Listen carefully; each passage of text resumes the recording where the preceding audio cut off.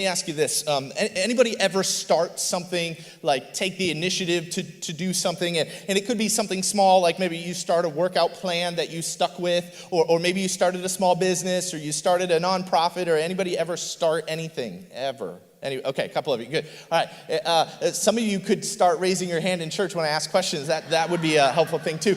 But if you start anything, if you started something, and I've always admired people who started businesses that were successful, or kind of always looked up to entrepreneurial types, or I've always found that, man, that's so cool that somebody can just build something out of nothing, and the impact that can have. Now, my name is Nathan. I'm the lead pastor here at Ridgeline. Super excited to be with you today as we conclude this series we've been in called Generous. And over the last several weeks we've been in this series. You can get caught up on our central hub or our main website, and just super glad for that. But if you've missed any of these messages over the last several weeks, we've been talking a lot about what does it mean to be generous? What is the biblical definition of generosity? And really, one of the things we've been saying throughout this series that while generosity doesn't always have to do with money, it does always have to do with our heart. And so I'm really excited to be concluding this series today and looking at some of the things that we're going to be talking about. But will you guys give our tech team a big hand this morning?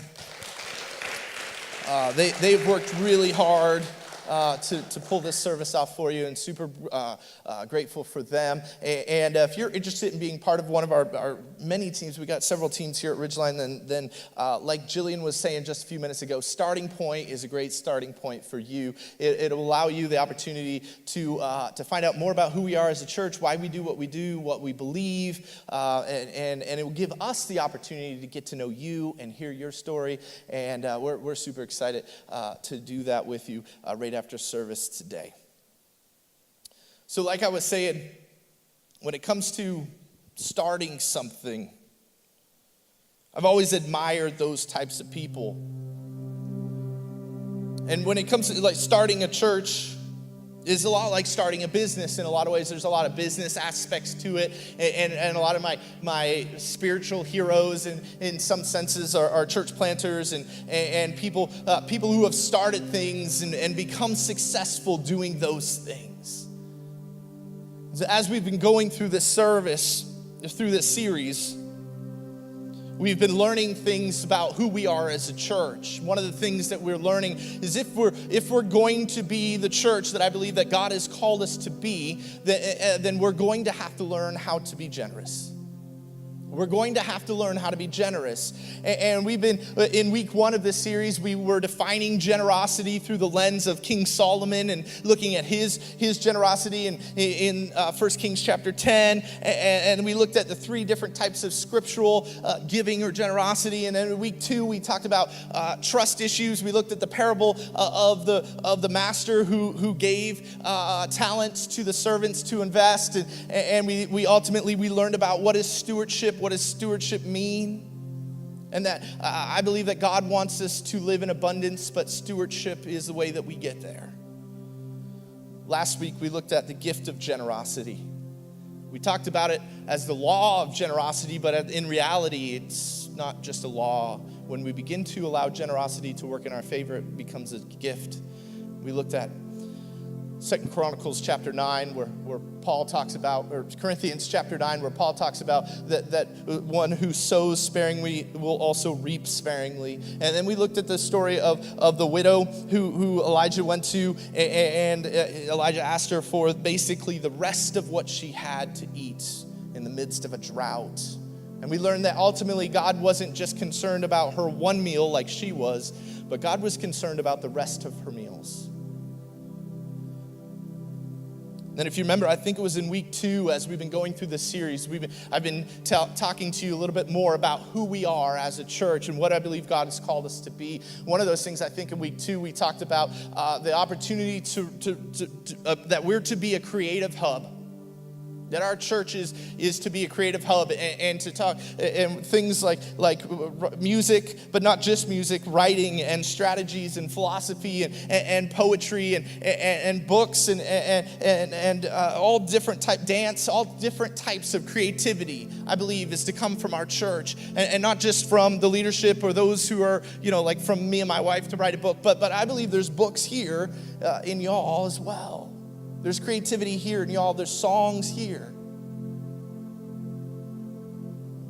And I remember declaring that, talking about that. And then within a week of saying that, last week, a friend of mine, a good friend, you guys know, but probably a lot of you have prayed for, Paul Martini.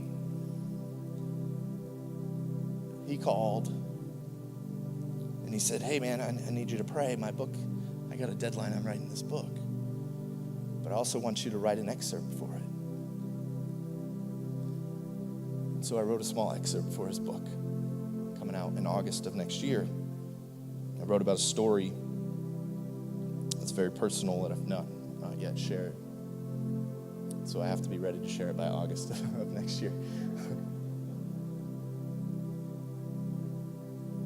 Isn't that good? We just begin to talk about who we are as a church and things just begin to line up. It's so good. Starting a church is a lot like starting a business. Starting a church is a lot like any of the endeavors that a lot of times we can start. One of the things that I've been learning is this principle of living not to fail versus living to win. And I didn't realize how much that had gotten down into who I am, especially as a pastor. I didn't realize it.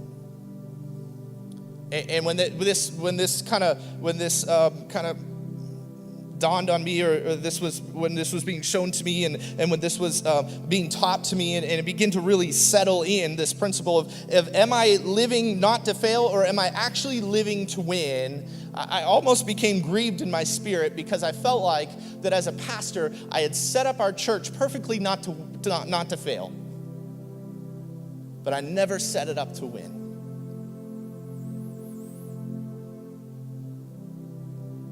As a church planter, I wanted to make sure that we came into the city. If you don't know, our church is a little under 3 years old. When you plant a church, you want to come into the city. You don't want to try to rock the boat too much. You want to play it safe. You want to begin to attract some people. You want to do all the right things. But here's the problem with that. The problem that I've run into, and I knew in my mind, but I didn't really grasp in my soul or in my heart, is that the problem. God's grace is extreme. God's grace is incredibly extreme. Incredibly extreme. Jesus tells us this great story about a father who lays it all out on the line, Luke chapter 15. And in fact, Jesus goes all in even just telling this story because of the nature of those in the audience that day as he begins to speak and share parables.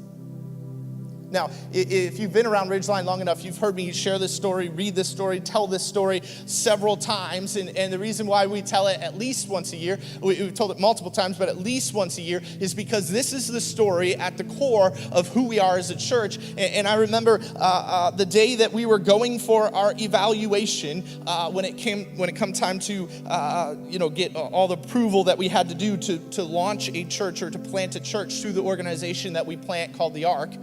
And the Ark is the Association of Related Churches. It's a church planting organization. They've planted over 600-700. They're in, I think, the 600s now with the church planting in the last several years. And now they've begun to expand, and they're planting churches all over the world. So we were church number about 575 when we launched 3 years ago.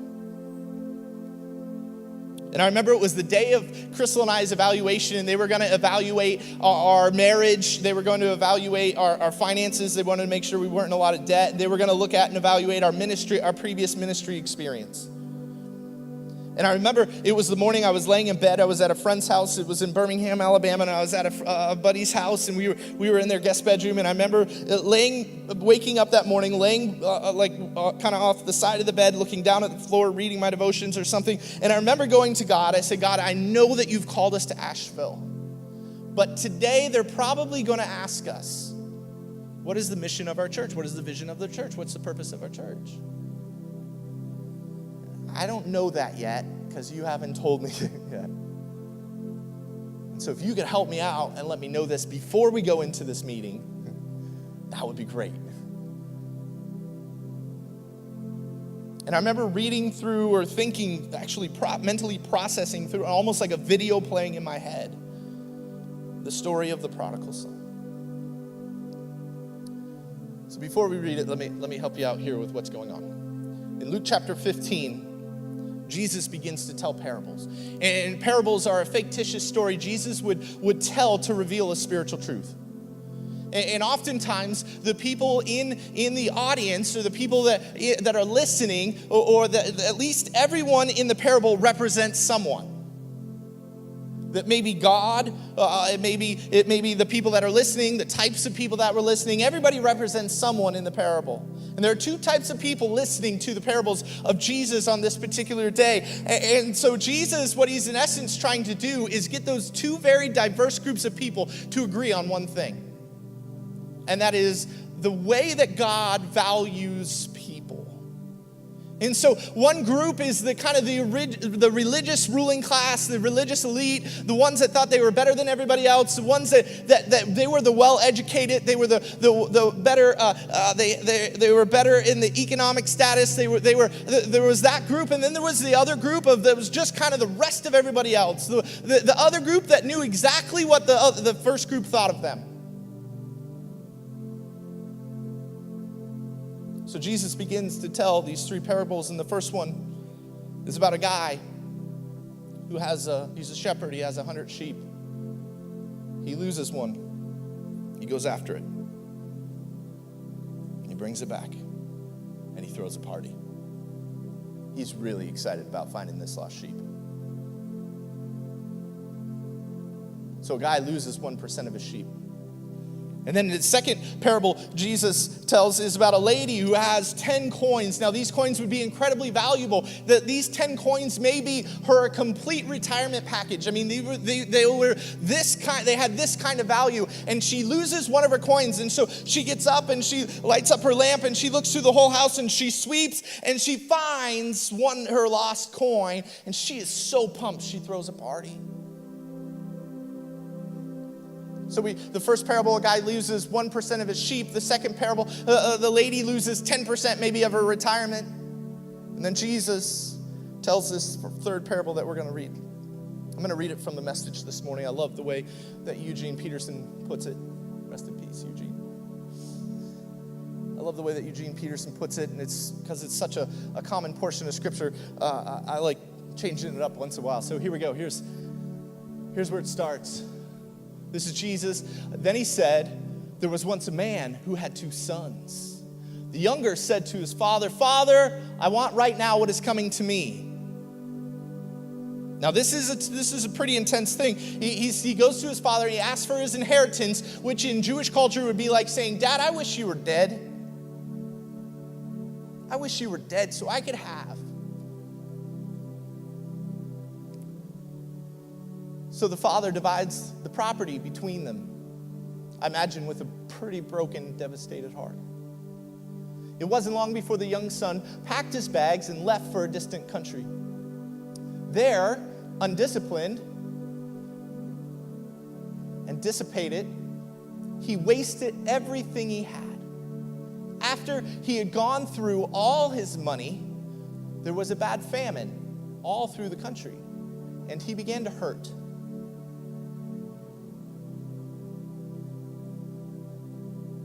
He signed on with a citizen there who assigned him to his flock